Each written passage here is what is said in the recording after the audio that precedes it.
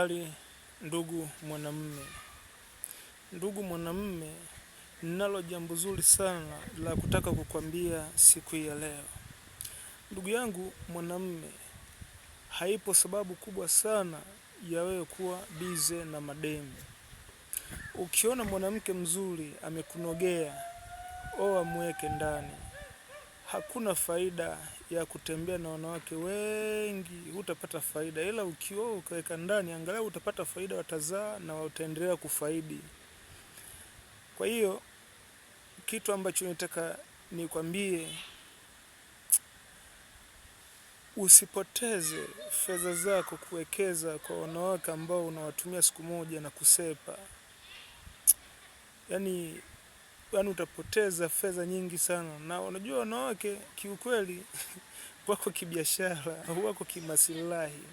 Sasa wewe ukifikiri kuwa unapendwa, kumbe unaweza ukafikiri kuwa unapendwa sana na wanawake, kumbe wanapenda fedha ulizonazo.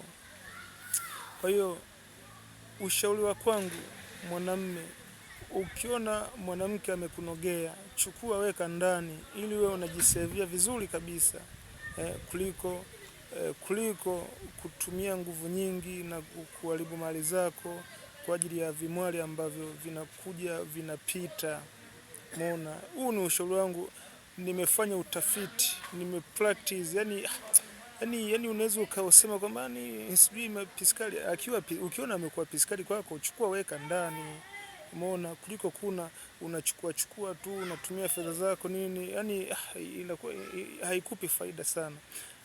Leo ninakujulisha haya, ninaongea haya, niko katika maeneo mazuri, eneo zuri kabisa tulivu katika msitu wa Amazon. Nimekuja kukujulisha habari kama hizo, ndio maana nimekwambia mambo yaliyokuwa mazuri kabisa, mwanamume, katika mazingira haya tulivu kabisa.